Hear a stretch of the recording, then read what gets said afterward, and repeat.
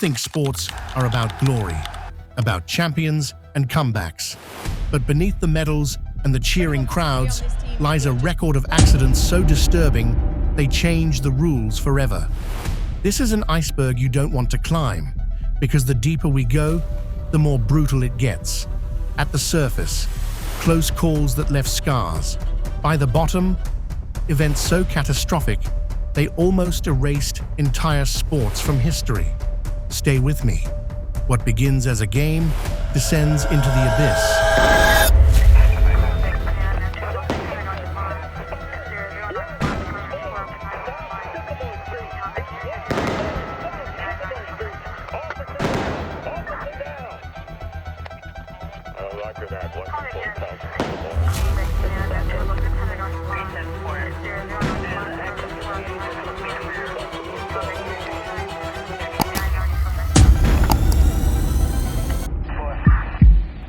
Case 1. Fran Crippen, 2010. Fujairah, United Arab Emirates, October 23, 2010. The water looks calm, but it's hot, close to 88 degrees Fahrenheit.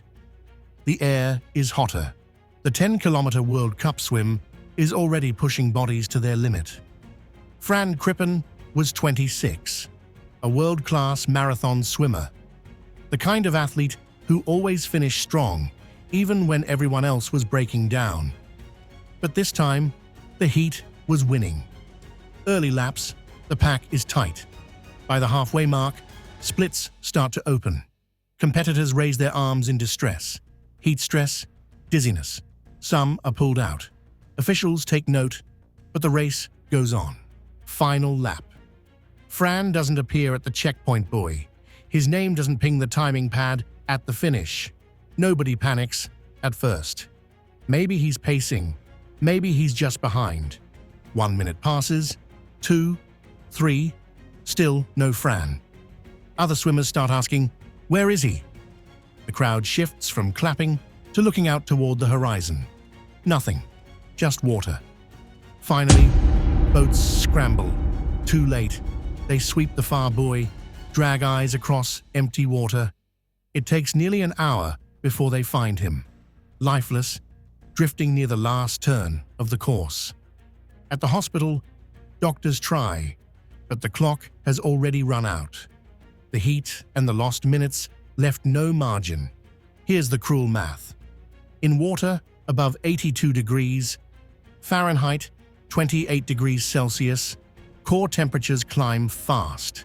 A few extra degrees, a few minutes without rescue boats nearby, and even the strongest body shuts down. Those missing patrols weren't just oversight, they were the difference. Aftermath. Fran's death sent shockwaves through open water swimming. Teammates like Alex Meyer publicly blasted organizers, saying athletes were left exposed with no safety net. Lawsuits followed. Settlements forced FINA and USA swimming to rewrite safety protocols, limits on water temperature, mandatory rescue craft, strict headcounts every lap. But reforms came too late for Fran. His last race ended not with a sprint, not with a medal, but with silence in hot water. This is the tip of the iceberg. A place where heat doesn't just exhaust you, it kills you. And no one saw it coming until it was too late. Case 2. Nicholas Mavoli, 2013. Dean's Blue Hole, Long Island, Bahamas, November 17, 2013. The ocean is calm, the sun sharp, conditions flawless, the kind of day freedivers dream about. Nicholas Mavoli, 32 years old, steps to the line. He's already a national champion, already proven. Today, he wants more. A 72-meter, constant weight, no fins dive. That's more than 230 feet down. One breath, no fins, no tank, pure lungs and muscle. He fills his chest with air, packs the last gulp, and drops beneath the surface. Silence swallows him. 30 meters, kick smooth. Safety divers peel away. 50 meters. The light fades. 72. He tags the plate, proof in hand, turns, starts the climb. At 60 meters, his legs burn. At 40, the first pull of hypoxia. At 20, blood shift tightens every vessel. But he's still moving, still fighting toward the surface. He breaks through, removes his goggles, holds the tag up, smiles. For one breath, it looks perfect.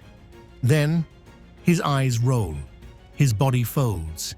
He collapses into the arms of the safety team. Blood at his lips, chest locked. Witnesses say he convulsed before going limp. Doctors later called it pulmonary barotrauma combined with a blackout. Lungs stressed by depth, oxygen starved. Body tricked into thinking the danger was over. Here's the brutal math. At 72 meters, oxygen reserve gives you maybe 3 minutes of margin. One slower kick, one delayed airway clear, even a 10-second stall, and the lights go out. Freediving blackouts almost never strike at the bottom. They wait until the surface when the diver thinks he's safe. That's why they're so lethal. He never regains consciousness. Transported to Nassau, declared dead the same day. From smiling with a record tag in his hand to a body bag on an island, all in less than an hour. The aftermath rattled the freediving world. Vertical Blue stopped cold. Organizers tightened surface recovery protocols, demanded stricter medical screening, and debated whether the sport's limits were already past safe human tolerance. But the lure of the deep didn't go away. Athletes kept chasing meters. Records kept falling. And Nicholas became the reminder of what the pursuit can cost. Witnesses will never forget that sequence. He surfaced. He smiled. And then he was gone. Case 3. Mike Coolbaugh, 2007. North Little Rock, Arkansas. July 22, 2007. Ninth inning of a minor league game. Tulsa Drillers versus Arkansas Travelers. The crowd relaxed, thinking it's just another foul ball late in a long night. Mike Coolbaugh is 35, a former big leaguer, now coaching first base. Just months earlier, he'd been fighting to keep his playing career alive.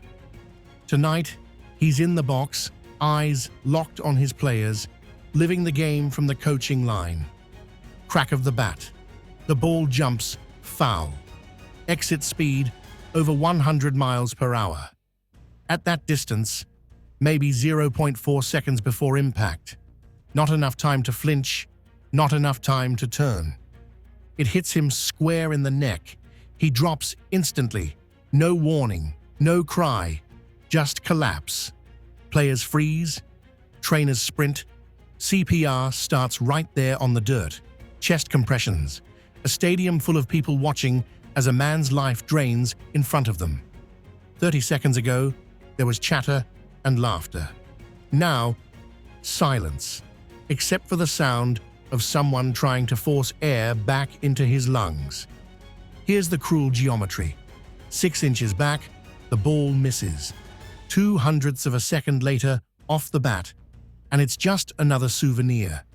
Instead, the angle and timing lined up with deadly precision, rupturing the vertebral artery, a strike zone no one walks away from.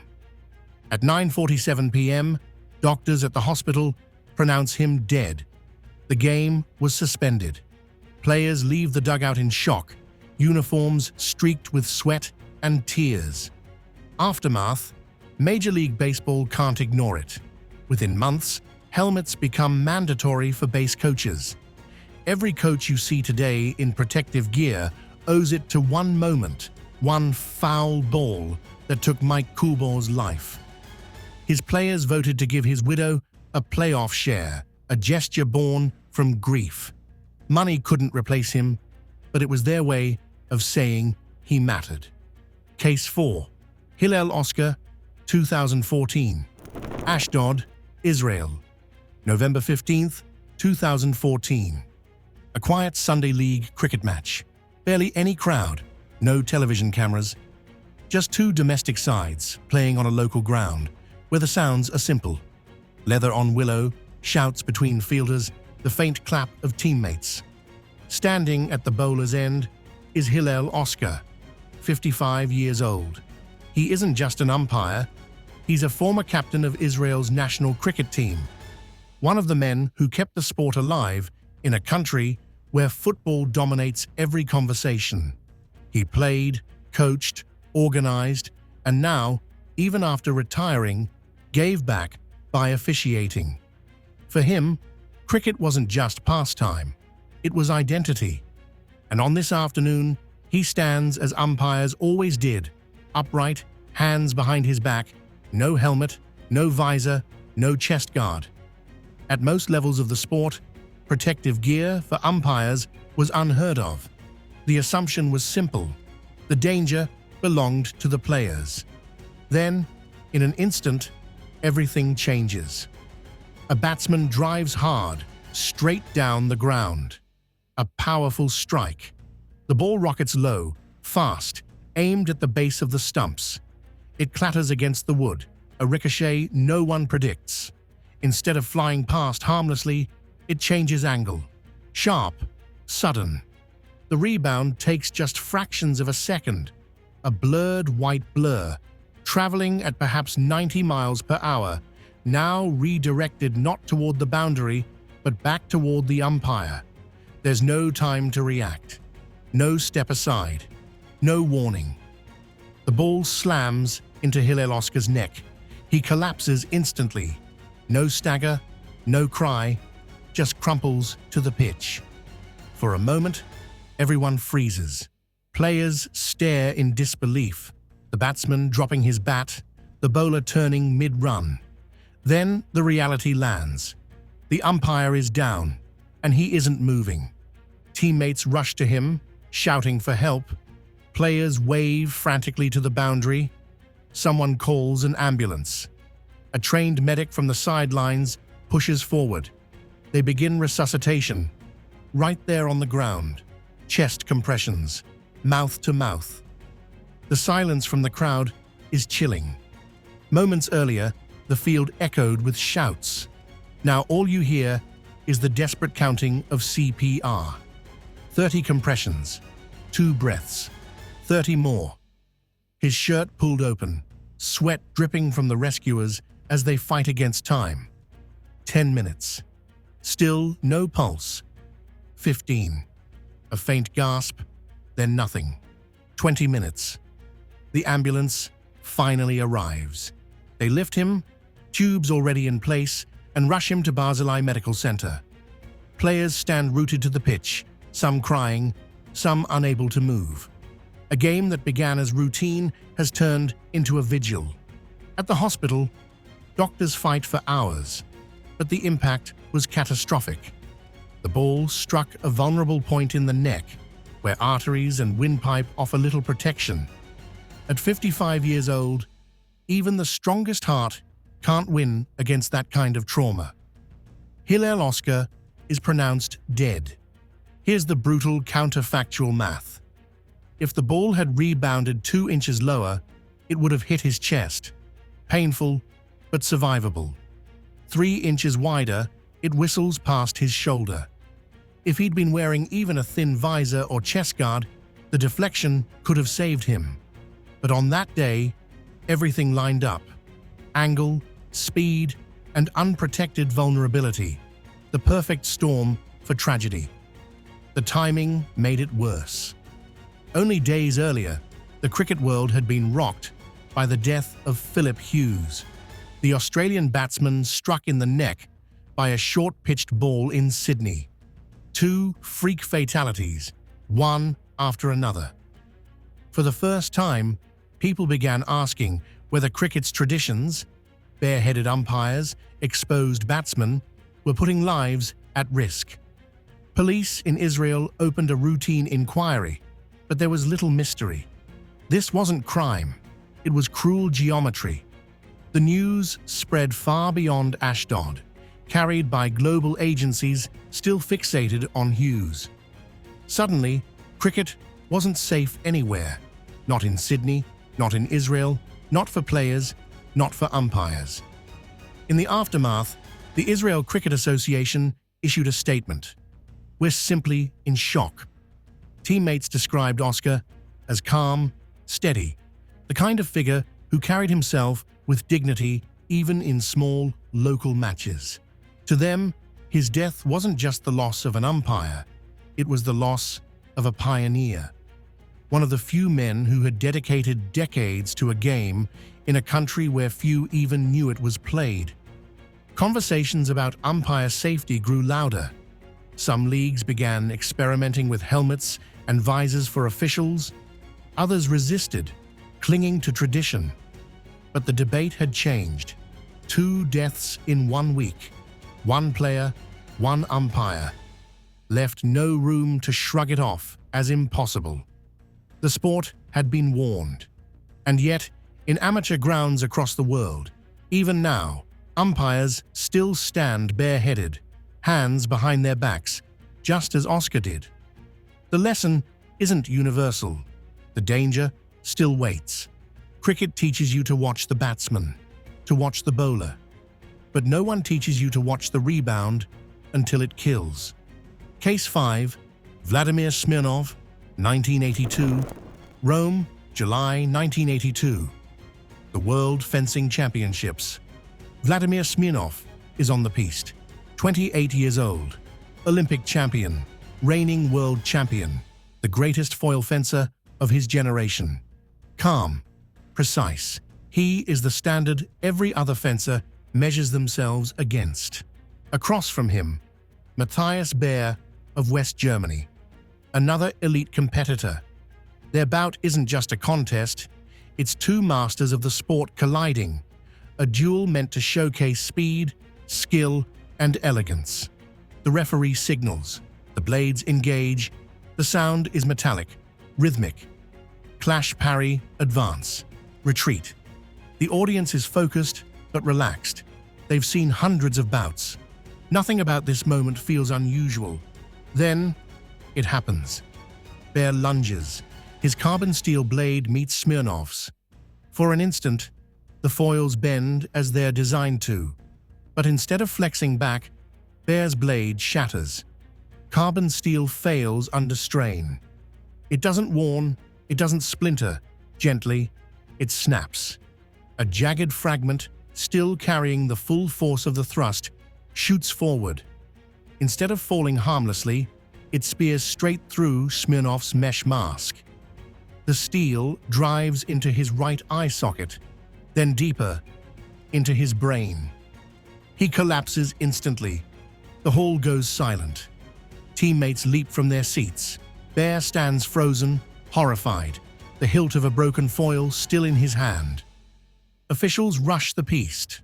Doctors sprint in, the crowd straining to see. Some don't understand what's happened. Others realize immediately the mask has failed. The blade has gone inside. This isn't an injury you walk away from. Smirnov is rushed from the hall. The bout abandoned. The competition shaken to its core. For 9 days, doctors fight. Surgeons attempt to relieve pressure, to save what they can. Reports filter out. Coma, swelling, catastrophic trauma.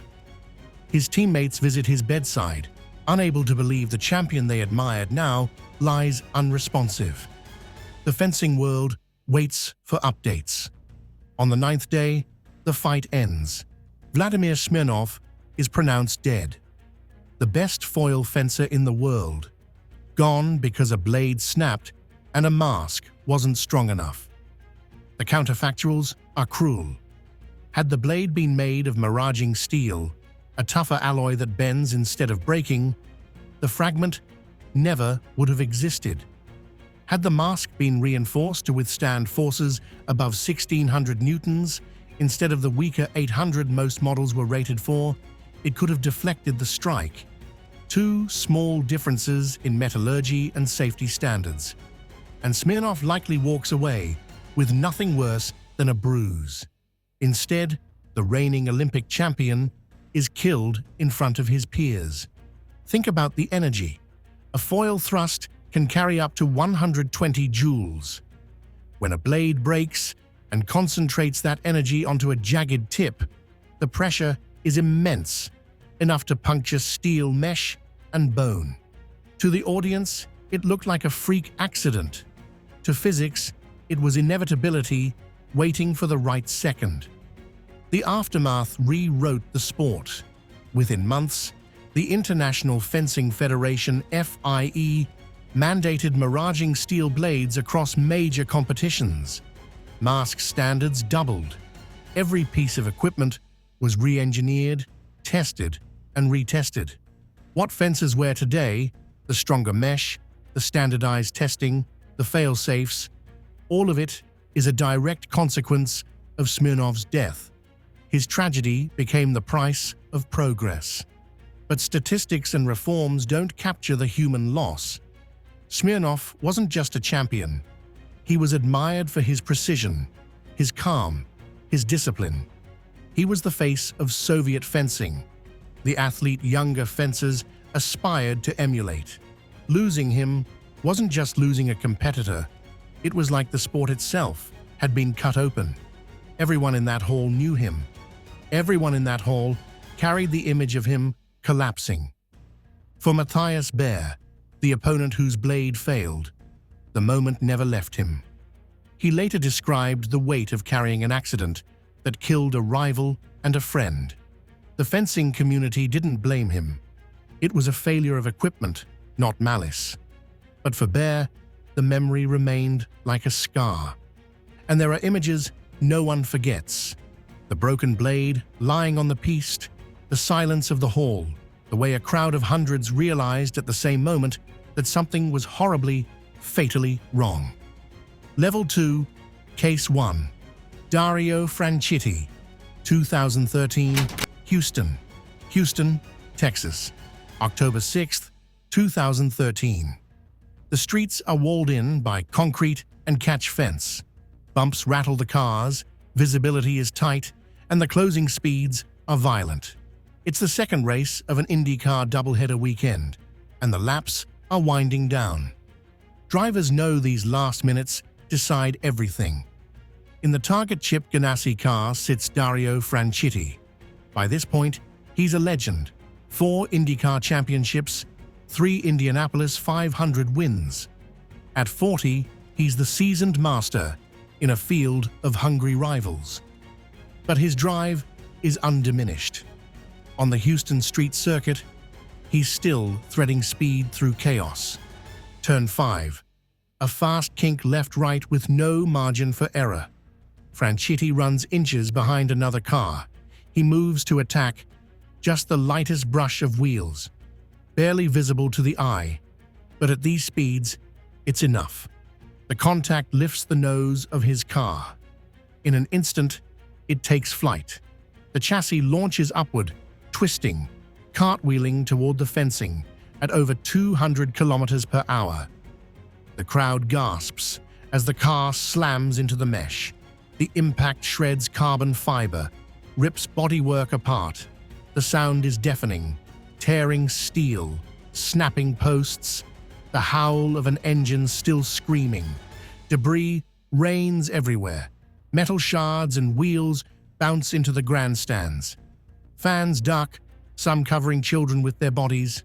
Marshals dive for cover. 11 spectators are hit.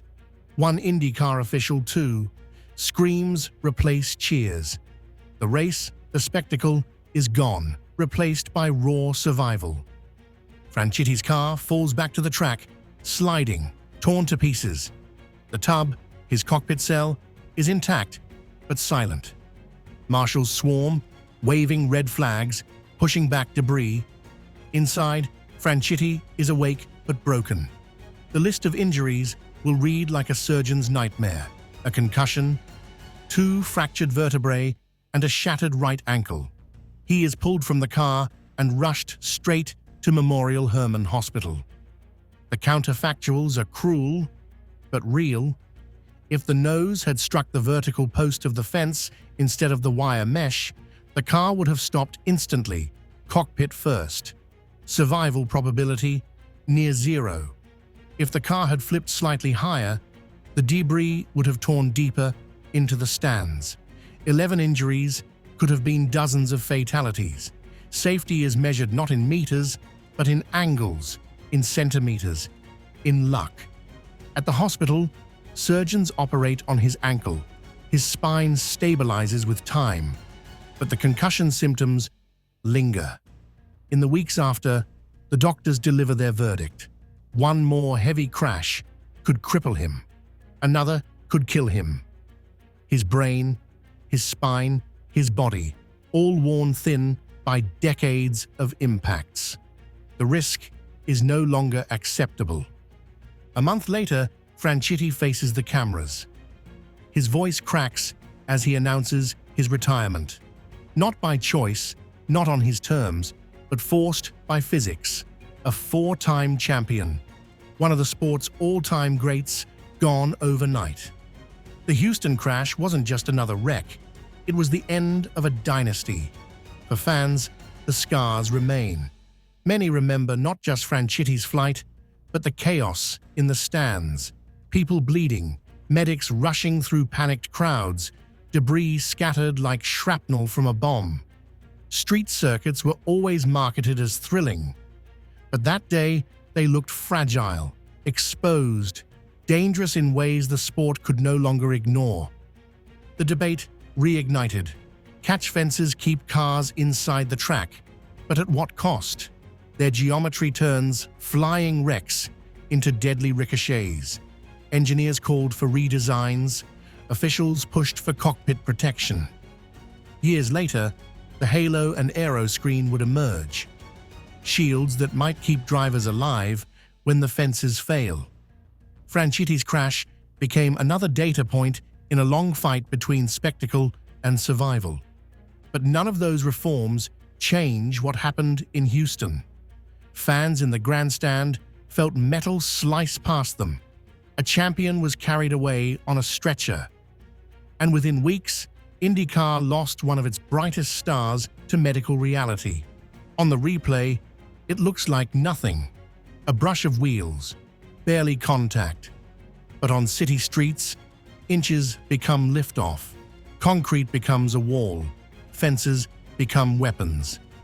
In Houston, one touch ended a career and nearly ended lives in the stands. Deeper we go, and the fences don't protect, they fight back. Case 2, Maria de Villota, 2012 to 2013. Duxford Airfield, July 3, 2012. The kind of place where test days feel calm.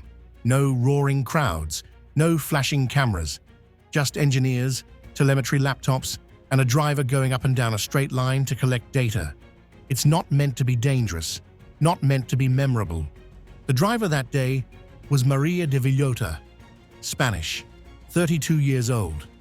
She carried a last name already written in the sport.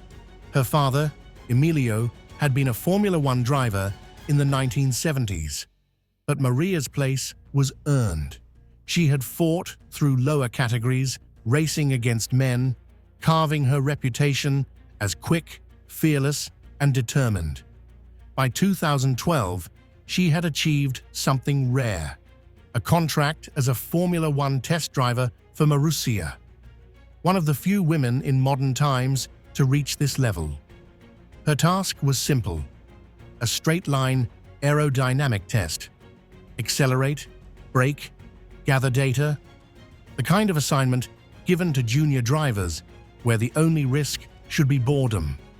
The Marussia transporter, the team's truck, was parked at the end of the run, its tail lift lowered for easy loading. A background detail that seemed harmless. Maria accelerated down the runway. The car was steady, the air smooth. She approached the braking zone, but the car did not slow enough. Whether it was a miscalculation, a quirk of the throttle, or the way the brakes bit on the tarmac, the speed wasn't coming down fast enough.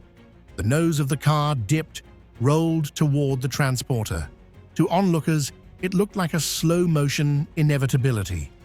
The nose cleared under the lowered tail lift. The cockpit did not. Steel met helmet with brutal finality. A sudden metallic crack, a sickening stop. The truck's lift plate struck her head directly. The car shuddered to a halt beneath the transporter. Marshals and mechanics screamed, rushing to her aid. For seconds, no one moved. The horror of geometry doing its work. Maria was unconscious, her helmet fractured. She was pulled from the car, bloodied and broken, and flown by helicopter to Addenbrooke's Hospital in Cambridge. The injuries were catastrophic. Skull fractures, severe trauma to her face. Surgeons fought for hours to keep her alive.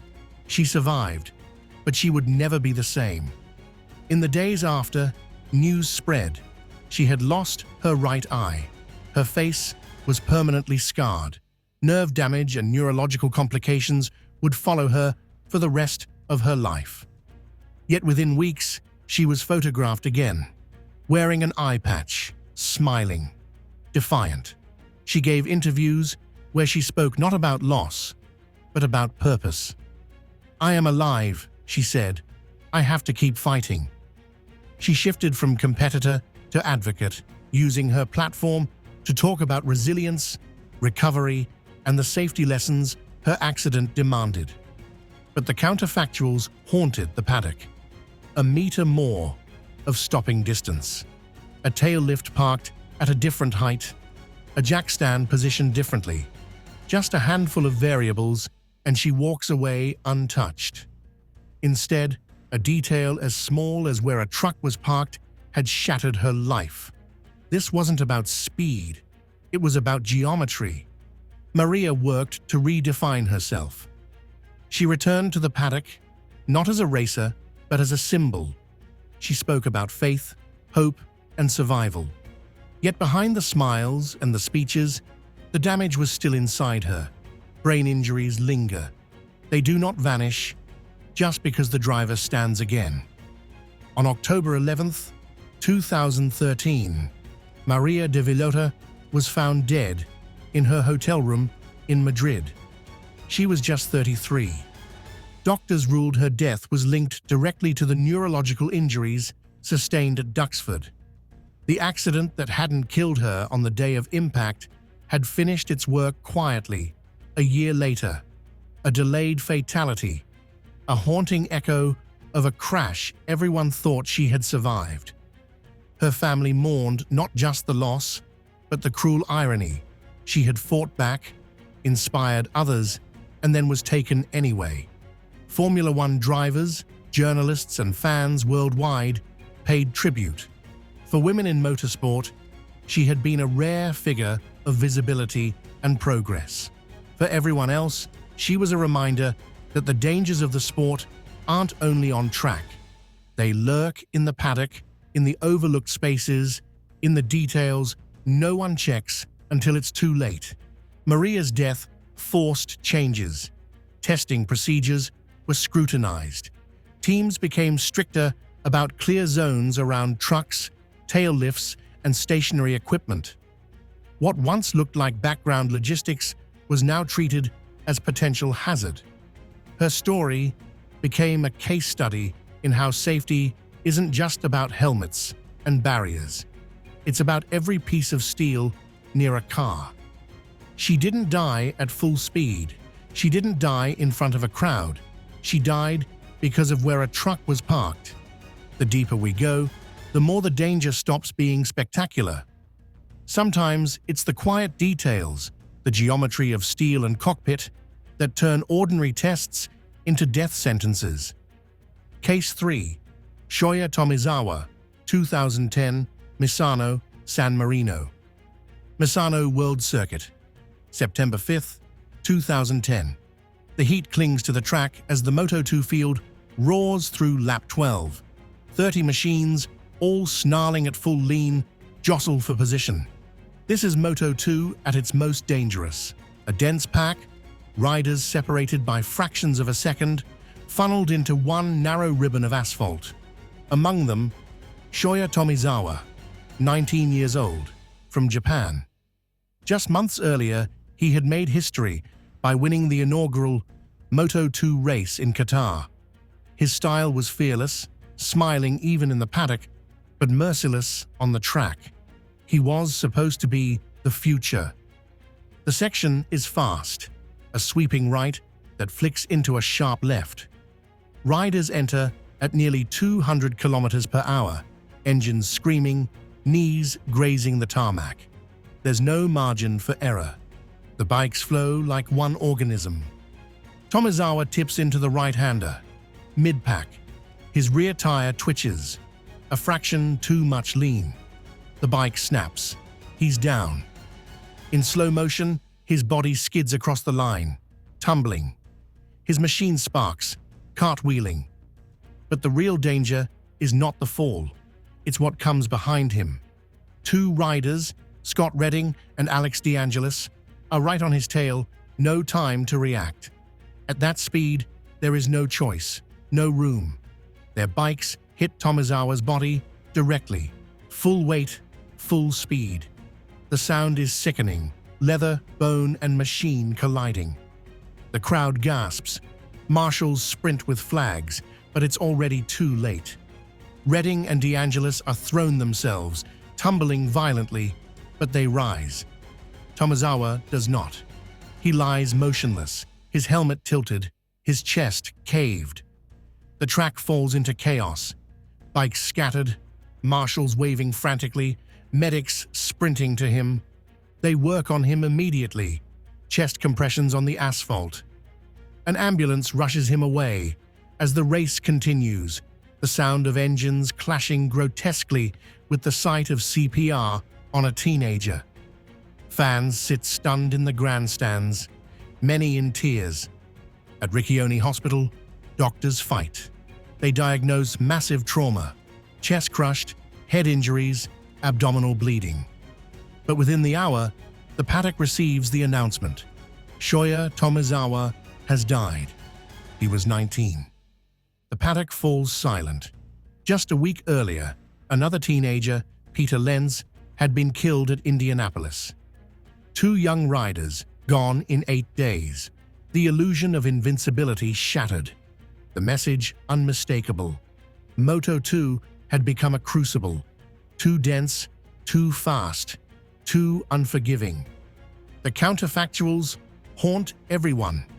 If Tomizawa had slid 1 meter wider, if Redding or DeAngelis had been half a second back, if the pack had been less compressed, he might have lived. But that's the cruelty of motorcycle racing. When you fall in the pack, the riders behind you become weapons, and milliseconds decide whether they hit you or miss. That day, the margins offered no mercy. Redding and DeAngelis carried the trauma. They had no choice but to run over him, and both knew the weight of that moment would never leave them. In interviews, neither tried to hide the horror. They had seen the impact, felt it through their machines. They knew instantly. For the fans, the memory is indelible. They remember the ambulance screaming past, the flags waving, the unnatural stillness of a body on the tarmac. They remember the podium that day, riders standing blank, refusing to celebrate, engines revving like funeral drums. Tomizawa's death forced conversations. Race officials revisited how to handle pack crashes, how quickly marshals could respond, how yellow flags were enforced. In the years that followed, his case became part of the evidence that grid sizes needed tightening, that junior categories needed stricter flag rules, and that danger in Moto2 was not theoretical. It was real, measured in blood.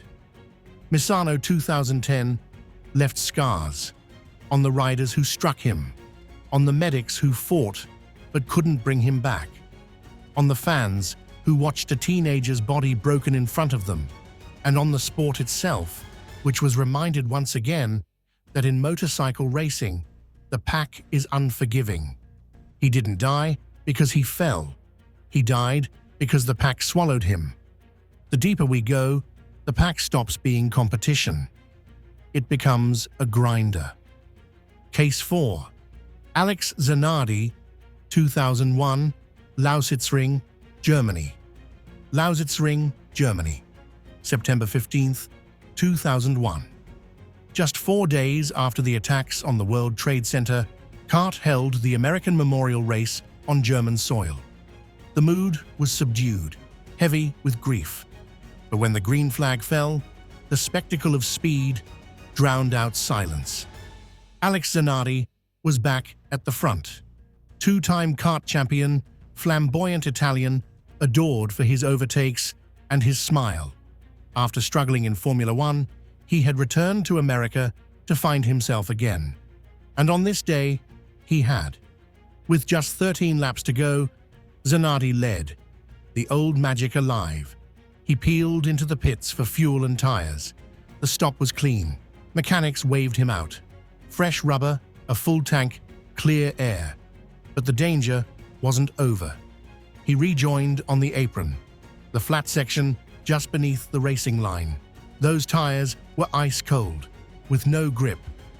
Behind him, cars thundered past at nearly 330 kilometers per hour. Zanardi fed in the throttle, the car twitched, the rear broke loose. Slowly at first, then violently, his machine snapped sideways, creeping up across the apron toward live traffic. His steering lock was maxed, but it wasn't enough. The car drifted directly into the path of oncoming racers. Alex Tagliani was next on the line. He had less than a second, no chance to brake, no room to swerve. At 200 miles per hour, he struck Zanardi's car broadside, directly at the cockpit. The impact was horrifying. The sound, a metallic cannon blast, as carbon fiber exploded and steel slammed steel. Zanardi's car was torn in half, debris raining down. The tub spun violently, scattering wreckage across the apron. When it stopped, what was left was unrecognizable, and then the silence. For a heartbeat, no one moved. Marshals froze at the sight. Spectators stood in shock. Because inside that cockpit, Zanardi's body was shredded. His legs were gone, torn away by the force of the impact. Blood poured across the apron. The medics ran, slipping in the mess. They found a man still alive, but only barely. His heart stopped once at the track. They restarted it. On the helicopter, it stopped again. They restarted it again. He had lost nearly 70% of his blood volume. By every medical expectation, he should not have survived the ride to the hospital. At Berlin's Klinikum, surgeons worked through the night. Hours of emergency surgery. Both legs amputated, one above the knee, one below. Transfusion after transfusion, just to keep him breathing. Many in the paddock braced for the inevitable announcement, but it never came. Zanardi held on. He opened his eyes. He smiled at doctors. He cracked jokes. A man who had bled out on the apron of Lausitzring was still alive. The counterfactuals are brutal. If he had held one more quarter turn of lock, if the apron had offered a fraction more grip, if Tagliani had been a meter higher on the line, the vectors would have missed. Instead, the geometry aligned in the worst possible way. Physics, angles, and timing combined into a single catastrophe. For weeks, the motorsport world watched. Few expected him to leave the hospital. But Alex Zanardi was defiance personified. He learned to walk on prosthetics. He trained his upper body until it was unbreakable. He returned to a racing car, fitted with hand controls. Just 2 years later, at Monza, he climbed into a specially adapted car and completed the 13 laps he had never finished at Lausitzring. The crowd stood, many in tears. It was not victory, it was defiance. He didn't stop there. Zanardi reinvented himself as a Paralympic hand cyclist. In London and Rio, he won gold medals. His story became one of the most improbable comebacks in sport. But beneath the inspiration was always the image of Lausitzring, a man torn apart on the apron, refusing to die. The sport changed too. Safety engineers re-examined pit exits, apron grip, and car crash structures. They studied the vectors, the Delta V, the cockpit survival cell. They could not unsee what happened to Zanardi. His crash became a case study, a warning carved into steel and blood. And yet, no technical paper can erase the memory. Marshals arriving to find a driver legless, medics fighting against the clock, fans watching a champion vanish in a cloud of debris. That day, motorsport showed its most brutal face. The body was destroyed. The racer refused to die. That isn't survival. That's something colder, something harder. Sometimes the sport doesn't take your life. It takes everything else and dares you to come back. Case 5. Sarah Burke, 2012, Park City, USA. Park City, Utah. January 10th, 2012.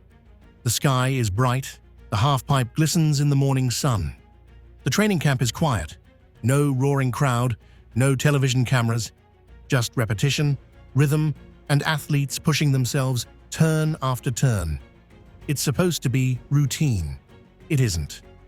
Sarah Burke drops in, Canadian, 29 years old, one of the pioneers of freestyle skiing's halfpipe discipline, a trailblazer who fought to get the sport recognized, who pushed for its Olympic inclusion, who carried the respect of every rider on the mountain. To many, she wasn't just an athlete, she was the face of the movement. She carves up the wall, launches into the air, spins through the crisp Utah light. It looks ordinary, another repetition in a day of dozens. But on the landing, her edge catches. A tiny miscalculation, her rotation slightly off. Her skis slap down, but the angle is wrong. She crumples, slamming her head into the ice. The sound is dull, muted. No gasps, no roar. Just silence. She doesn't get up. Coaches and medics rush in. At first, some think it's just another crash, but they find her motionless, eyes vacant, breathing shallow. A catastrophic injury. The impact has torn blood vessels in her brain. She is stabilized on the mountain and rushed to University of Utah Hospital in Salt Lake City. For 9 days, she lies in critical condition. Machines keep her alive. The ski community holds its breath. Friends and fellow riders stand vigil, sending messages, waiting for the miracle. But on January 19th, 2012, doctors announce what no one wanted to hear. Sarah Burke is dead. She was 29. The counterfactuals are cruel. A few more degrees of rotation, and she slides.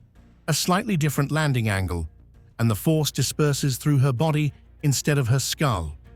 Helmets help, but rotational energy, the violent spin of the head inside the brain, is merciless.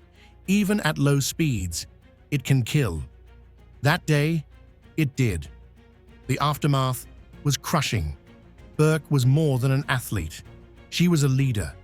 She had lobbied relentlessly to get halfpipe skiing recognized as an Olympic event. She had become its ambassador, its trailblazer. And just 2 years later, when halfpipe skiing debuted at the 2014 Winter Olympics in Sochi, her absence was everywhere. Riders spoke her name. Competitors wrote tributes on their helmets. Every run felt like it was hers, deferred.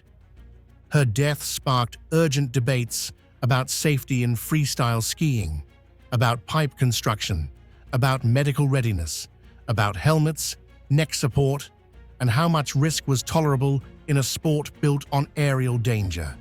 The changes came slowly, but her crash became the reference point. Every conversation about athlete-driven safety, every push for better standards carried Sarah Burke's shadow. For her family, the loss was unbearable. For her community, the halfpipe itself became a memorial. The walls felt taller. The air felt colder. Every rider who dropped in afterward carried the knowledge that the woman who had given them the platform to compete had been taken by the same ice. She didn't die on a world stage. She died on a training day.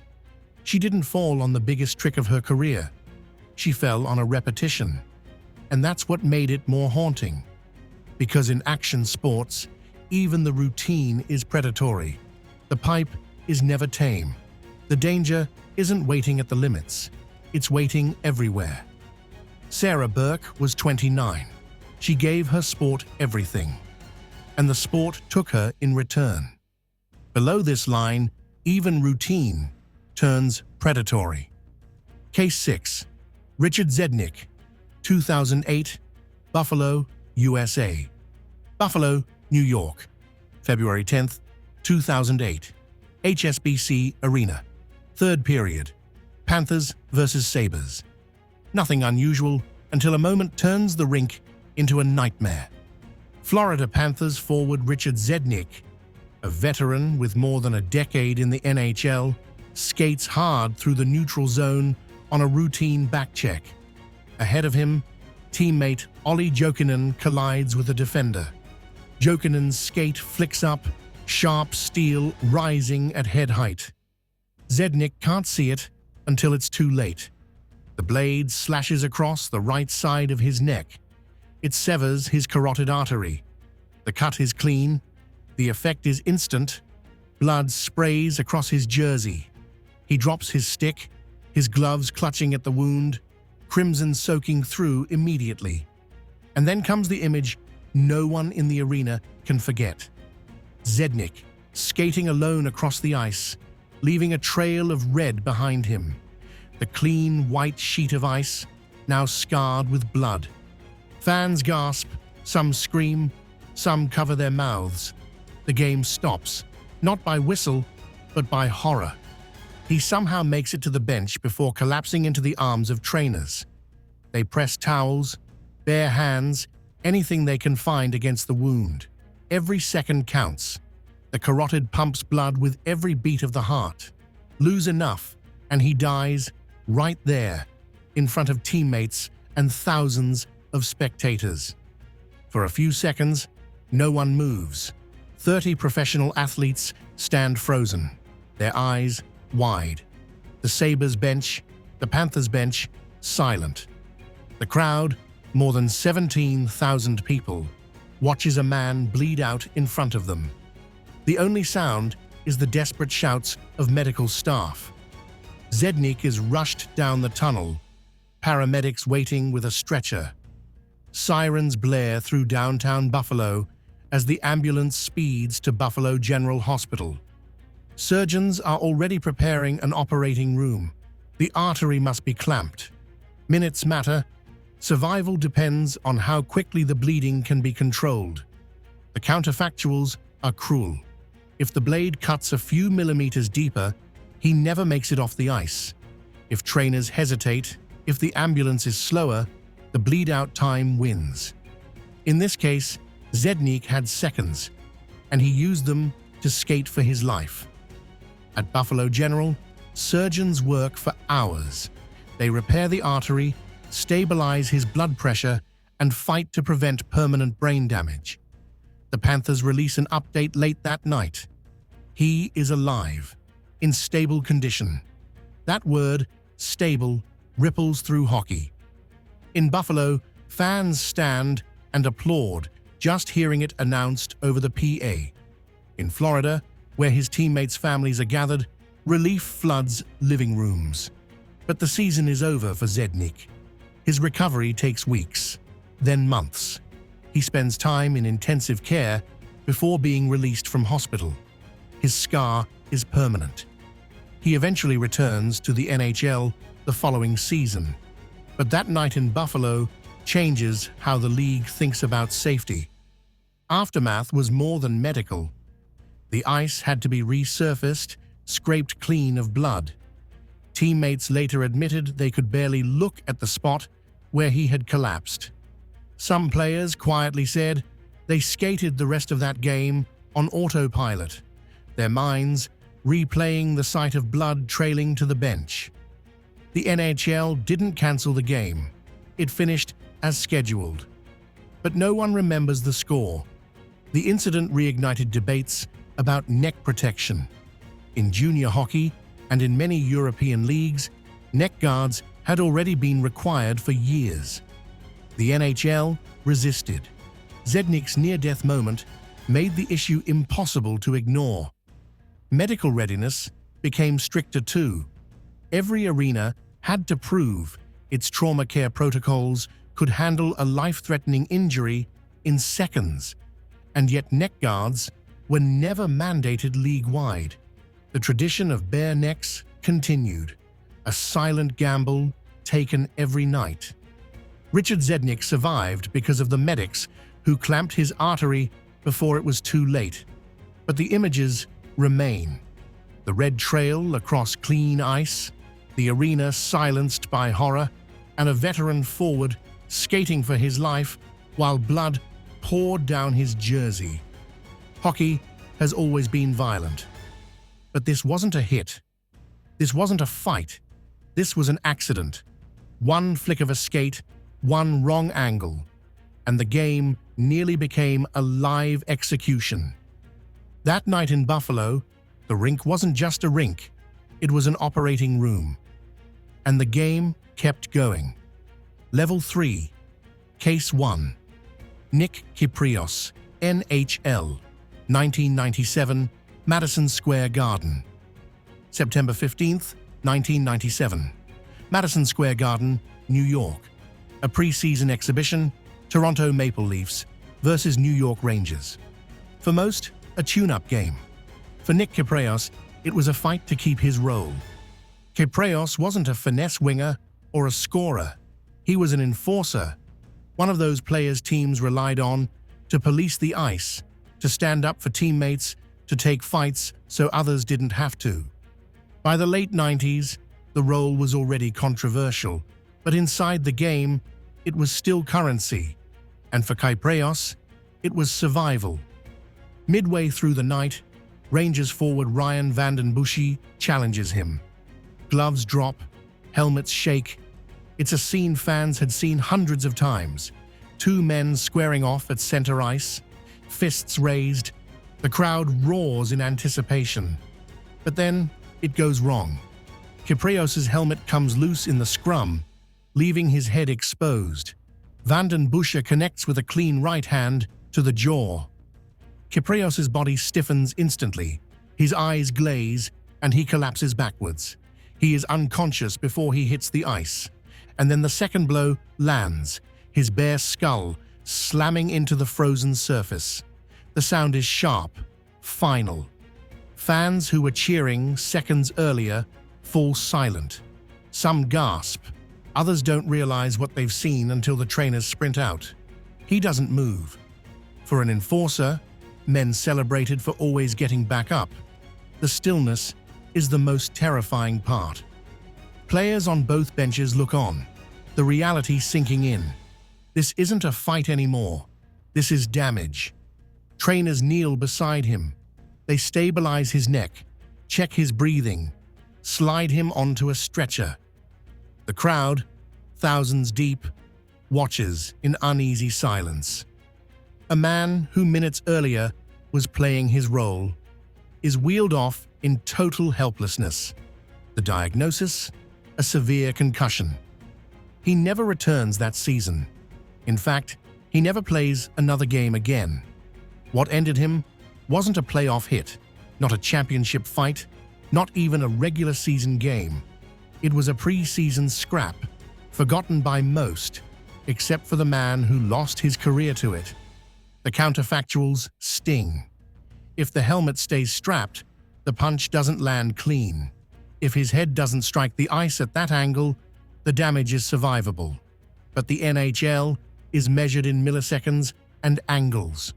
On that night, he lost them both. The aftermath was brutal. Kyprios spent months battling post-concussion syndrome, migraines, dizziness, light sensitivity, confusion. He tried to train, tried to get back, but the fog wouldn't lift. Doctors warned him another concussion could be catastrophic. Retirement wasn't a choice, it was forced on him. Inside the locker room, his absence was felt. Teammates who had cheered his fights in the past saw the cost up close. Some spoke about how watching him fall changed how they thought about fighting. Though the culture of silence in hockey meant most never said it publicly, his injury became part of a bigger reckoning. The NHL had long treated concussions as getting your bell rung. Players were sent back out after minutes on the bench. Kyprios' collapse was one of the moments that started to shift the conversation. Years later, it was cited in concussion lawsuits filed by former players against the league. The fight that ended his career became part of the evidence that fighting wasn't just tradition, it was neurological roulette. Fans who were there remember the sound, the punch, the crack of his head on ice, and the silence that followed. A silence that felt heavier than the roar of any fight. Nick Kyprios never lifted a Stanley Cup as a star, but his injury helped push hockey toward facing its concussion crisis. He later became a broadcaster, often covering the very sport that had ended him. His presence on TV was a reminder. The man survived, but the player didn't. One fight too many, and it wasn't even the regular season. Case 2. Dante Culpepper, NFL, 2005, Carolina vs. Minnesota. October 30th, 2005. Charlotte, North Carolina, Bank of America Stadium. The Minnesota Vikings are trying to salvage a season gone wrong. At quarterback, Dante Culpepper, just 1 year removed from a record-breaking 2004 campaign that made him look unstoppable. He had thrown for nearly 5,000 yards, 39 touchdowns. A franchise star at his peak. Third quarter, third and long, Culpepper drops back, sees the pocket collapsing. He tucks the ball and cuts left. It looks like he might escape, maybe even pick up a first down. But Carolina's defense closes in. Safety Mike Minter and corner Chris Gamble angle toward him. Linebacker Chris Draft dives low. Culpepper tries to plant and cut, but his right foot sticks in the turf. The hit lands across his knee. His body twists violently in the opposite direction. The joint buckles. His knee folds inward at an angle no leg should bend. Players closest to the hit turn their heads away. On the replay, it's clear. The knee collapses, grotesque, before he even hits the ground. Culpepper crumples, clutching his leg. The ball rolls free. The stadium goes silent. Trainers sprint out, waving for the cart almost immediately. His teammates circle, some kneeling, some standing in shock. Culpepper buries his face in a towel as they lift him onto the cart, but everyone in that building knows. This isn't a sprain, this is something catastrophic. Later scans confirm what the eye already feared. 6 ligaments torn, ACL, MCL, PCL, LCL, plus damage to cartilage and meniscus. A complete destruction of the knee's structure. For most athletes, even 1 or 2 torn ligaments is months of recovery. 6 is career-threatening. The counterfactuals sting. If his foot slips instead of planting, the joint doesn't torque. If Draft's tackle lands a few inches higher, it's just a hard hit. But the NFL doesn't deal in what-ifs. In one snap, Culpepper's career trajectory is altered forever. Surgery follows, then rehab. Hours in the pool, relearning how to walk without pain. Endless drills, rebuilding strength. that never quite returns. Reporters ask when he'll be back, but behind closed doors, the answer is bleak. His mobility, once his greatest asset, is gone. He tries to return in 2006, but the burst is missing. The fear of planting that knee too deep always in his mind. The quarterback, who broke records in 2004, never comes back. Minnesota trades him away. He bounces between Miami, Oakland, Detroit, but each stint ends the same. Flashes of the old Culpepper buried beneath hesitation, limited movement, and a body that never fully heals. He retires in 2009, his dominance long behind him. His injury becomes part of the NFL's larger conversation about low hits on quarterbacks. The league, already under pressure to reduce catastrophic injuries, increases penalties for defenders who dive at a passer's legs. Quarterback protection rules are rewritten in the years that follow, citing cases like Culpepper's as proof of what can go wrong when knees are left unprotected. Equipment designers push for stronger braces and thigh pads, but no gear can guarantee safety. The human knee remains the game's weak point. For Vikings fans, the silence of that stadium in 2005 still lingers. The image of their franchise star carted off, towel over his head, future erased in a single moment. Teammates later admitted they knew instantly this wasn't a season-ending injury, it was career-defining. Dante Culpepper played again, but the quarterback who set records in 2004 never did. One snap, one plant, and the star was gone. Case 3. Steve Moore, NHL. 2004, Vancouver vs. Colorado. March 8, 2004. GM Place, Vancouver. The Colorado Avalanche are in town to face the Canucks, but the game is already boiling before the puck even drops. Weeks earlier, Avalanche forward Steve Moore had leveled Vancouver's captain, Marcus Nestlund, with a controversial hit. Nestlund missed games. Vancouver wanted blood. Everyone in the building knew Moore was a marked man. The tension builds for 2 periods. Moore takes hits. The Canucks chase him, shift after shift. Then, in the third, it explodes. Vancouver's Todd Bertuzzi shadows Moore, refusing to let him go. He tugs at his sweater, taps his stick, jaws at him. Moore skates on, trying to ignore it.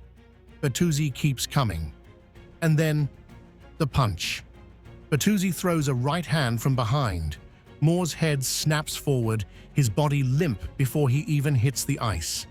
But the violence doesn't end. Bertuzzi drives him down, and multiple players crash on top of him. The pile adds hundreds of pounds of force. Moore's head and neck take the weight. His face smears against the ice. His neck twists at an unnatural angle. The crowd gasps. The arena falls silent. Trainers sprint out, dropping to the ice beside him. Moore isn't moving. Blood leaks from facial cuts. His helmet is cracked. They carefully roll him onto a stretcher, his face covered by an oxygen mask, teammates staring in disbelief. The broadcast camera lingers too long. A young player, 25 years old, his career erased in real time. The diagnosis: 3 fractured vertebrae, severe concussion, deep facial lacerations. His NHL career is over that night. He never plays again. The counterfactuals gnaw. If referees had stepped in earlier to stop the constant shadowing. If Vancouver's code of retribution hadn't been left unchecked. If Bertuzzi hesitates even 1 second longer. But none of that happened. Hockey's culture of payback sealed Moore's fate. The aftermath drags on for years. Moore spends months in rehab, struggling with headaches, dizziness, and memory problems. His neck never fully heals. His dream of a long NHL career vanishes. Instead of chasing championships, he spends a decade locked in lawsuits against Bertuzzi, the Canucks, and the NHL. In 2014, after years of legal battles, a confidential settlement is reached. By then, Moore is 35. Long past the prime, he never got to live. Bertuzzi's career continues. He serves a suspension, pleads guilty to assault causing bodily harm in British Columbia, but eventually returns to the NHL. He plays for years afterward, even representing Canada internationally. The man who threw the punch kept skating. The man who took it never stepped on NHL ice again. The imbalance is what makes the case so haunting. For the league, the incident is a scar it can't erase. The video still circulates as one of hockey's darkest moments. It forced stricter discipline on sucker punches, hits from behind, and acts of vengeance. But hockey's code, the idea that players police themselves, never truly went away. Moore became the cautionary tale of what happens when that code crosses the line. He left the ice on a stretcher. He never came back. And the man who ended him kept playing. Level 4, Case 2. Ice Hockey. Adam Johnson, 2023. Sheffield, England. October 28, 2023. Sheffield Arena. A packed crowd, more than 8,000 fans, watches a routine Elite Ice Hockey League game between the Nottingham Panthers and Sheffield Steelers. On the ice, Adam Johnson, 29 years old, an American forward who once wore an NHL sweater with the Pittsburgh Penguins. He had come to England to keep his career alive. A respected pro, quiet but dependable. The play looks normal. A rush through the neutral zone, Johnson carrying the puck. Then a collision, sudden, messy. He stumbles forward, tangled with a defender. In that instant, a skate blade arcs upward, no one meaning harm. It strikes him across the neck, a place with no padding, no protection. The cut is catastrophic. Johnson rises, clutching desperately at his throat. He skates a few steps, leaving a dark trail behind him, then collapses near the player's bench. In seconds, teammates and trainers are on the ice, pressing towels, hands, anything they can find. The arena falls silent. Many fans don't yet understand what they're seeing. Others do, and they look away. His teammates form a circle around him, standing shoulder to shoulder, shielding him from thousands of eyes. In those minutes, Sheffield Arena is not a rink. It is an emergency room. Paramedics rush him off the ice, but the blood loss is severe. He is taken to Sheffield's Northern General Hospital. Despite every attempt, compressions, transfusion prep, surgical intervention, Adam Johnson is pronounced dead. The news breaks within hours. A player has died from a skate cut, live, in front of thousands. The counterfactuals are haunting. Neck guards had been available, but never mandatory at the professional level. Had one been worn, the blade might have glanced off instead of cutting through. If the trajectory had been a few millimeters higher or lower, or if hemorrhage control could have been initiated faster, he might have survived. But hockey culture treated neck protection as optional, until it was too late. The aftermath was immediate and global. The Elite Ice Hockey League suspended games in mourning.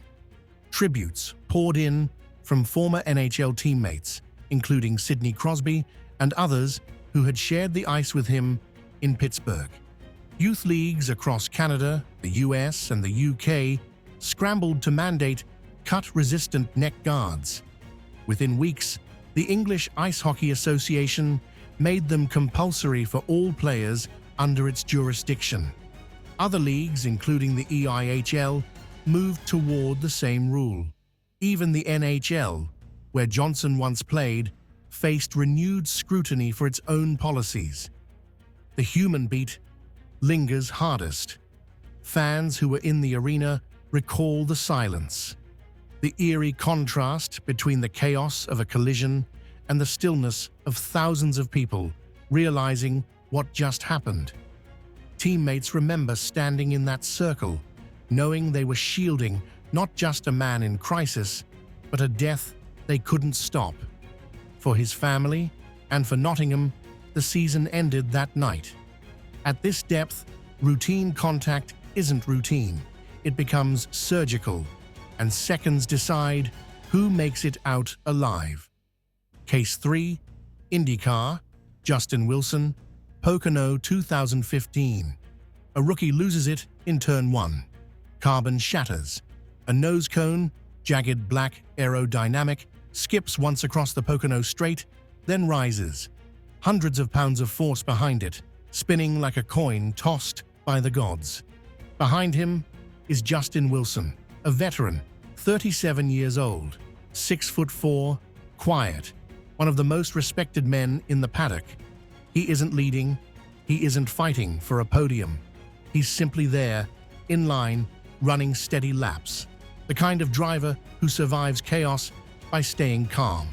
Until now. The fragment arcs at just the wrong height. No chance to dodge. At 200 miles per hour, milliseconds don't exist. The carbon strikes Wilson's helmet flush. His car drifts down the banking, coasting to the infield wall as though he's still steering. But inside, he is gone. No response on radio. No movement in the cockpit. Marshals sprint, waving frantically for medics. He is airlifted out. Fans and teams wait through the night, clinging to silence from the hospital. Hope lingers, because racing drivers have come back from impossible wrecks before. But by the next afternoon, the announcement comes. August 24th, 2015. Justin Wilson is dead. Another open-wheel driver lost, 4 years after Dan Weldon.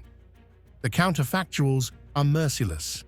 If the debris bounced 10 centimeters higher, it clears him. If the spin axis tilts slightly differently, it misses the cockpit.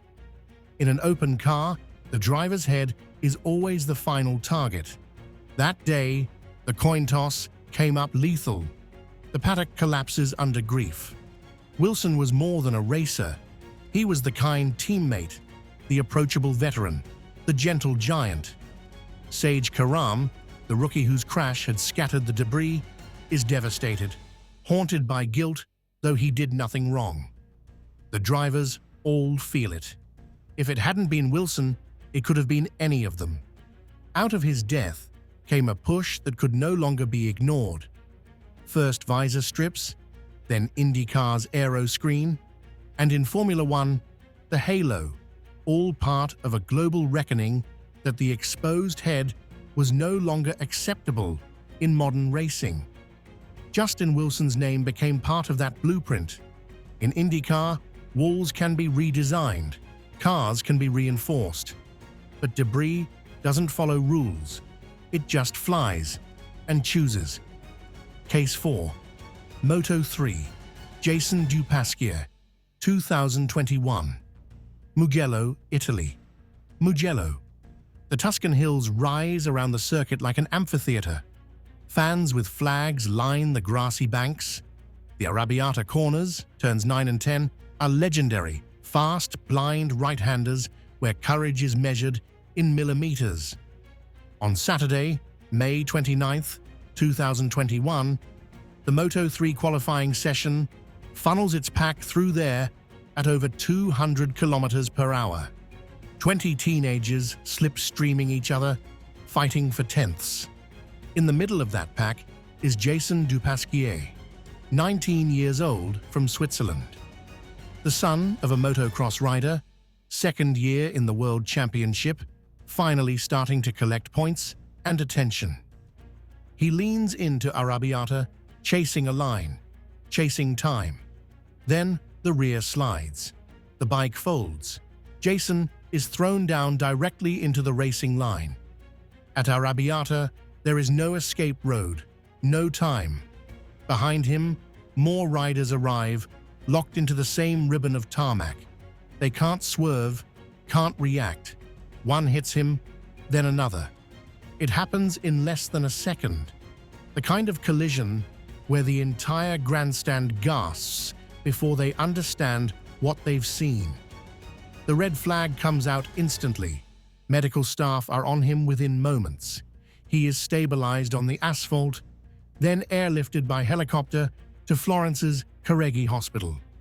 Overnight, the paddock waits. Updates are scarce. Hope faint. By Sunday morning, May 30th, 2021, hours before the Italian Grand Prix, the news comes.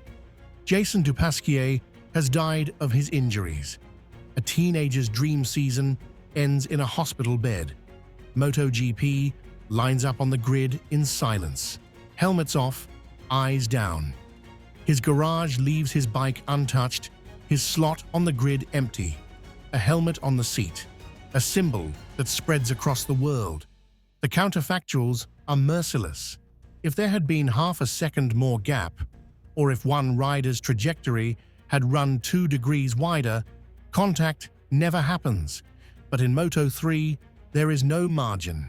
30 riders fight in a draft train where a tenth of a second means everything. The pack itself becomes the danger. Slipstream qualifying, once seen as a tactic, is now a loaded gun. After his death, the debates reignited. Riders spoke openly. Valentino Rossi called Moto3 group qualifying a disaster. Jack Miller warned it was only a matter of time before another kid was killed. Race direction promised stricter yellow flag enforcement and cracked down on riders bunching during sessions. But even with new protocols, everyone knew the problem was structural. The class itself pushes young riders into dense packs where one fall means others cannot escape. Jason was more than a number on the entry list. He was the boy from Fribourg who had grown up in the paddocks chasing his father's legacy. In Switzerland, where motorcycle racing barely exists, he was their hope. And at Mugello, in front of the flags and hills, he was taken before he could finish writing his story. In racing, a crash doesn't always end with the first fall. Sometimes the real danger comes behind you, in the bikes you never see. And the deeper we go, the pack doesn't break apart. It only closes in tighter. Case 5. NHRA Drag Racing. Scott Kalita. 2008, Englishtown, USA. Funny cars don't whisper. They scream. 8,000 horsepower compressed into a quarter-mile blast. Engines detonating nitro in 4 seconds of controlled chaos. At Englishtown, New Jersey, June 21st, 2008, Scott Kalita rolls out for Saturday qualifying at Old Bridge Township Raceway Park. A 2-time Top Fuel champion, son of legendary Connie Kalita, he's a dynasty name, one more run, one more chance to prove he still belongs. The burnout looks fine. The lights drop. The car launches. The stands rumble as he thunders past 300 miles per hour. But as he crosses the stripe, everything goes wrong. A deep bang echoes down the track. The engine detonates. Fire engulfs the rear in an orange sheet. The parachutes never deploy. From that moment, the car is no longer a machine. It's a missile streaking past the finish, wrapped in flame, unstoppable. The shutdown area rushes toward him. Asphalt, then sand trap, then guard wall. Spectators rise to their feet in shock. The funny car blasts through the sand at terrifying velocity, plows past the nets, and slams into the concrete barrier at the end of the track. The explosion shakes the ground. For a moment, the grandstands fall silent. The fireball lingers, thick smoke hanging above the trap. Everyone knows they've just witnessed something fatal. Rescue crews swarm the wreck, dousing the flames, cutting through twisted fiberglass and steel. But the violence has already run its course. Kalita is pulled from the car, transported quickly, but within hours, the confirmation comes. Scott Kalita is dead. A family that had given decades to the NHRA loses its son in front of thousands. The counterfactuals are as brutal as the crash itself. If the engine had failed sooner, he might have scrubbed speed before the shutdown. If there had been more real estate at the end of the track, more sand to bleed energy, a stronger catch system, maybe the physics would have relented. But drag racing compresses all its danger into one straight line. Once control is lost at 300 miles per hour, the margin disappears in less than a second. The legacy was immediate. The NHRA shortened nitro-class distances from the historic quarter mile, 1,320 feet, to 1,000 feet, buying drivers more shutdown space. New energy-absorbing barriers were installed. Fuel and engine protocols tightened. Scott Kalita's death became the dividing line between tradition and survival.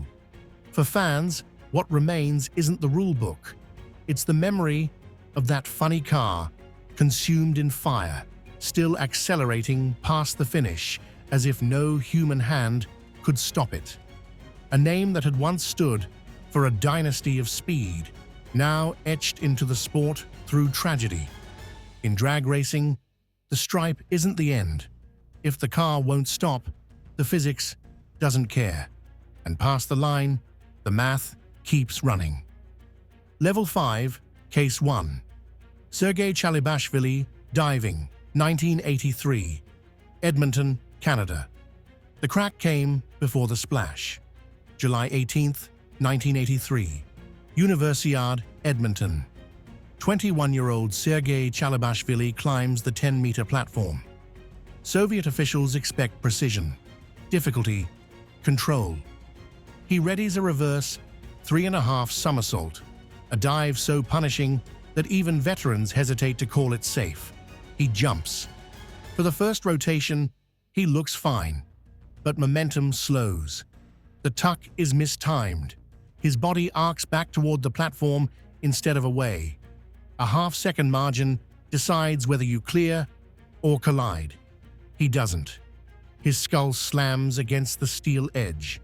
A hollow thud, then silence. He falls limp into the pool. Blood drifts through the water as teammates jump in. The crowd is stunned into a vacuum of noise. Medics drag him out, frantic compressions against a body that already looks vacant. They rush him to hospital. He never regains consciousness. 4 days later, July 22nd, Chalibashvili dies from heart failure, his brain too damaged to survive. Behind the Iron Curtain, coverage is muted. Western papers run grainy photos. Soviet teammates refuse interviews, visibly shaken, some breaking down on deck. Best friend and fellow diver Alexander Portnov later admits he could not look at the platform without remembering blood in blue water. For weeks, many athletes refused even to practice from 10 meters. The sport's symbol of elegance had become a ledge of dread. What if questions lingered? Half a rotation more, and he clears. Half a rotation less, and the diver boards safely. One coaching veto, and the attempt never happens. But in the culture of the time, difficulty equaled glory, and risk equaled obedience. Diving's authorities eventually restricted progression into the most dangerous maneuvers, requiring stricter review of athlete readiness and safer staging of high-difficulty dives. But the reforms arrived too late for Chalibashvili. His name became shorthand for the moment when the pursuit of difficulty turned fatal. Teammates say the pool in Edmonton never looked the same again. On paper, it was chlorinated blue. In memory, it was always red. 10 meters is not just height. It's the point where beauty and death trade places. Case 2, Baekhyuk, Boxing, 2010, Yesan, South Korea. The bell rings for the later rounds. Sweat already beads on his chest. The crowd chants his name, but his legs don't move the same. July 2010, Yesan. South Korean boxer Bae Ki-suk, just 23, is fighting for the national super flyweight title. 10 rounds scheduled. His family is in the stands. This should be the night he arrives. Blow after blow lands clean. His guard slips by inches. His responses half a beat slow. He keeps pushing forward, but ringside reporters note he looks unsteady. The referee lets it continue. By the late rounds, the inevitable comes. A crushing shot, then another, and Bae crumples to the canvas. For a heartbeat, the crowd cheers, then realizes he isn't moving. Medics rush the ring. He is unconscious before the stretcher arrives. Sirens carry him to hospital. Surgeons open his skull. In emergency brain surgery, fighting, swelling, and clots. He never wakes. 4 days later, he dies. His career had lasted one night too long. The counterfactuals cut deep. If the referee had waved it off when his defense faltered, if the doctor had pulled him after the 8th, if his corner had thrown in the towel. In boxing, one more round is the most dangerous phrase there is. His death reverberated through South Korean boxing and abroad. Calls grew louder for stricter refereeing, better neurological checks, and medical stoppages when fighters show clear signs of distress. Some federations began reconsidering the length of fights in lower weight classes, where speed often disguises damage until it's too late. For those who were there, the memory was sharper than any rulebook. They remember the silence when the crowd realized it wasn't a normal knockout. They remember his family's faces as the stretcher rolled past. And they remember the cheers turning to gasps. Joy curdled into dread in a matter of seconds. Bae Ki-suk's name became part of the ledger of fighters who gave everything to the ring and got nothing back. His tragedy reminded the sport. Sometimes staying in the fight doesn't make you braver. It just makes the ending worse. Case 3, Dick Wertheim, tennis linesman, 1983, US Open, USA. The serve cracked like a gunshot. September 10th, 1983. Flushing Meadows, New York. 16-year-old Stefan Edberg tosses the ball skyward in his junior boys match. He swings, connecting with perfect force. The ball rockets off the racket, over 120 miles per hour. Too high for the returner, too fast for anyone to track. Its target isn't a player. It's a man sitting quietly behind the baseline. Dick Wertheim, 61, is the centerline judge. The ball slams into his groin. Instinctively, he jerks back. The metal chair tips, his body lurches, and then his head smashes against the concrete hardcourt with a crack that silences the crowd. He doesn't get up. At first, people think he's fainted. The match halts. Players pace nervously, glancing at one another. Spectators lean forward in confusion, not yet aware they've just witnessed a fatal accident. Medics run onto the court. Wertheim is unconscious, bleeding internally, his breathing shallow. He's rushed to hospital. 5 days later, he's dead. Cause: brain trauma from the fall. The counterfactuals gnaw at the sport. If his chair had been angled differently, if he'd been positioned farther back from the line, if the court had any padding at all, a ball, a chair, a head on concrete, the geometry was merciless. In the aftermath, his family files a lawsuit against the U.S. Tennis Association. The International Tennis Federation is forced to review where and how line judges are placed and whether officials in the line of fire need more protection. Quiet reforms trickle in over time. Better positioning, new protocols, and eventually the slow move toward electronic line calling technology. But in 1983, all that was still in the future. What most people remember is the silence that fell over the court. The chair left empty. The dawning realization that even in tennis, a sport built on elegance and precision, the margins could turn lethal. Wertheim had spent a lifetime invisible in the chair, watching others. In death, the chair made him unforgettable. In this game, everyone watches the stars. Nobody looks at the officials until the moment a ball takes one away. Case 4.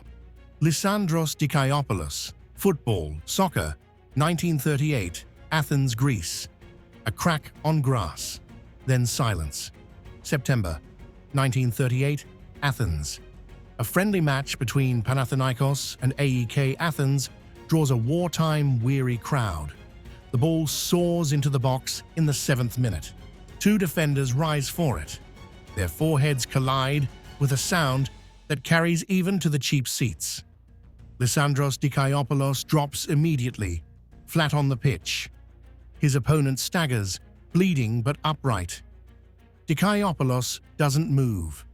The back of his skull thuds against the hard turf, neck twisting awkwardly. Fans near the touchline see his eyes roll back. His teammates surround him, waving for help. But in 1938, there are no ambulances idling outside, no trained medics waiting, only volunteers with no stretchers, fumbling to carry a limp body off the field. In the hospital, doctors find a basal skull fracture, a type of injury medicine at the time can do almost nothing about. Blood pools inside the brain. He slips into coma. His family keeps vigil, his mother refusing to leave his bedside. 2 days later, he is dead. The match itself barely makes the papers. The death does. For a football-mad city like Athens, the sight of a young defender taken away, lifeless from the pitch, leaves a scar. For weeks, fans recall the frozen moment when the stadium went quiet. His teammates admit they struggled to play again so soon after. The counterfactuals are cruel. If his head had turned another degree, if the turf had absorbed more of the fall, if trained medics had been at the stadium. But in 1938, collisions were considered part of the game, and a dazed player was expected to shake it off. Dikaiopoulos became one of the earliest reminders that not all knocks to the head can be walked away from. In the years that followed, Greek clubs began to push, slowly, for permanent medical presence at matches, though true systemic change would take decades. His death became a footnote in football history, but for those who saw it, it was unforgettable. His mother's cry, heard above the stunned crowd as he was carried away, became the memory that defined that day. The ball rolled on. The game resumed. But for one family and for one club, football's beauty was gone. The pitch doesn't always break legs. Sometimes it breaks skulls. And once it does, the match never really ends. Level 6, Case 1. The 2008 K2 disaster, Pakistan.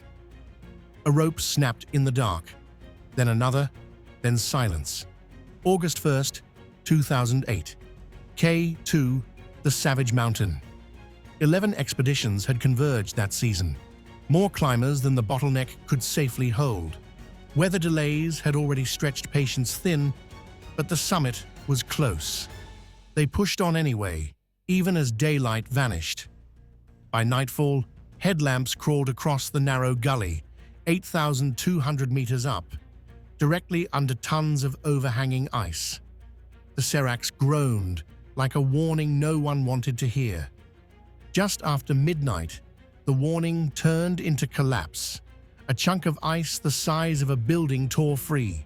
It didn't just sweep climbers, it ripped out the fixed lines every team depended on. The way down was gone. Those who weren't crushed outright were trapped. At that altitude, in that cold, even standing still was a death sentence. Panic echoed across radios. Climbers tried inching down blind. One slipped and vanished. Another was struck by falling debris. Sherpas carrying fresh rope were obliterated beneath the avalanche. Survivors described watching the glow of headlamps above them suddenly swing, then vanish, as if the mountain itself had blown them out. By dawn, 11 were dead. From Norway, France, Ireland, Korea, Nepal, Pakistan, Serbia. Some fell into the void. Others froze, upright where they sat, clipped to nothing. Bodies remained on the mountain, impossible to retrieve. Survivors stumbled back down to base camp with blackened fingers, shredded faces, and the guilt of knowing exactly how many they left behind. The counterfactuals cut deep. If they had staggered their summit bids, if they had doubled the ropes, if they had turned back, the moment delays forced them into night. But on K2, almost there, has buried more climbers than storms. The disaster forced the climbing world to stare into its own mirror. Commercial teams were packing narrow ridges with too many people, relying on fragile lines to hold too much weight. Sherpas, as always, bore the heaviest risks. In the years that followed, guides promised reforms, stricter timing, rope redundancy, clearer rules of retreat.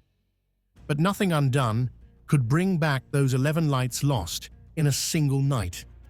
Survivors later said the worst memory wasn't the cold or the injuries or even the sight of frozen teammates.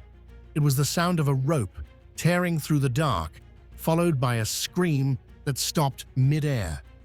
On K2, the summit waits for you. So does the graveyard. Case 2, 2014, Mount Everest Ice Avalanche, Nepal. The sound came first, a crack like artillery. Then, the mountain dropped its weight. April 18th, 2014. The Khumbu Icefall, 5,800 meters, on Everest's south route. It's barely morning. A team of Sherpas is out front, fixing ropes, carrying loads, setting the stage for the foreign climbers who will follow weeks later. The sun strikes the western CWM in gold, but above them hangs something far heavier, a serac, thousands of tons of ice balanced on collapse. At 6:30 a.m., it lets go. 14,000 tons crash down. Not powder, blocks the size of houses, falling like rock more than snow. The avalanche slams into the rope-fixing team. Some are buried instantly, others crushed. Radios scream, then cut off. Survivors crawl from the debris, their faces shredded, lungs packed with ice dust, calling out names that will never answer back. The scene is chaos. Climbers at base camp hear the roar, see the plume, and know exactly what it means. Rescuers scramble into terrain still trembling, dodging fresh slides, pulling bodies from blue ice. 16 Sherpas die, 9 more are injured. Several are never retrieved, left entombed beneath blocks, too dangerous to move. The counterfactuals sting. If the team had left an hour later, if the route had been fixed differently, if any warning had been heeded. But the icefall is always Russian roulette. That morning, every chamber was loaded. The aftermath explodes far beyond the mountain. Kathmandu fills with grief and anger. Sherpa families protest outside expedition offices demanding fair compensation. For too long, they had borne the highest risks for the lowest pay. Foreign climbers flew home. Sherpas buried their own. Expeditions that season fractured under the weight of loss. The legacy is still raw. The avalanche forced the climbing world to confront what had long been ignored. Everest's industry was built on Sherpa labor, and their lives were expendable in the eyes of many operators.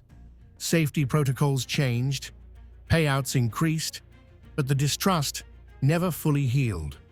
Photos from that morning still surface. Wide angles of golden light on the icefall. Sherpas smiling into the climb. Hours later, some were corpses under shattered ice.